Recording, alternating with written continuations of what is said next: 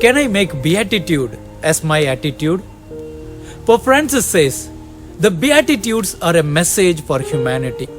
Alexander the Great is known for his military achievements.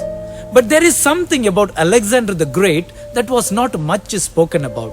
He conquered the whole world, but after that, he wept in his tent and cried like a little child. When he was asked the reason for his weeping and sadness, he replied, I am sad because there is no more world to conquer. He had everything in the world, yet he was not happy. Nothing in this world can make us truly happy and blessed. It's only our capacity to put our trust in God with love, both in good and bad, in poverty and prosperity, persecution and peace, that can truly make us happy. But the choice is ours, whether to be blessed or cursed, happy or sad, to trust in the Lord or to doubt. The readings of the day invite us to examine our attitude. In the first reading, Prophet Jeremiah says, those who trust in people are like barren bushes in the desert. Those who trust in the Lord are like fruitful trees by the water. In the responsorial psalm, Psalm number 1, we read, those who avoid the wicked and delight in God's law are blessed and prosper.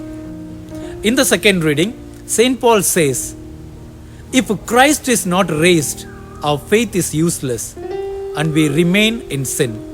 But Christ is risen, the first of those who have died. In the Gospel of Luke, we witness, Jesus blesses the poor, hungry and sorrowful, promising them future joy and rewards in heaven. He warns the rich, well-fed and joyful of future sorrow, highlighting how ancestors treated true and false prophets. What can we learn from the Beatitudes today? Blessed are the poor in spirit. It invites us to be humble, recognizing our own limitations and dependence on God. We read this in Proverbs chapter 3, verse 5 to 6. Trust in the Lord and submit to Him always, and He will make our paths straight. It also teaches us to let go of all the worldly attachments and desires. James chapter 1, verses 9 to 11. Blessed are those who mourn.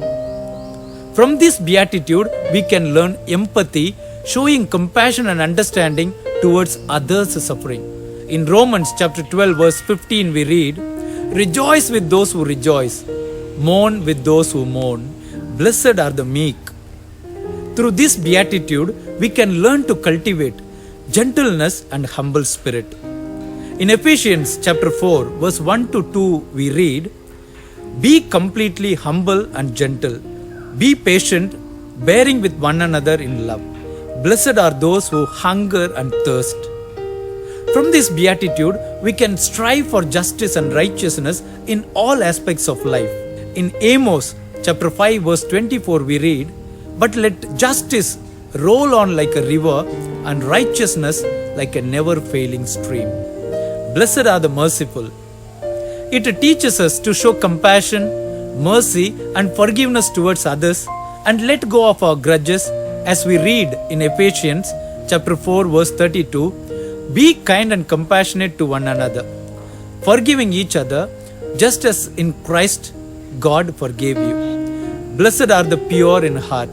This beatitude motivates us to cultivate a pure, sincere heart and to live an authentic and transparent life.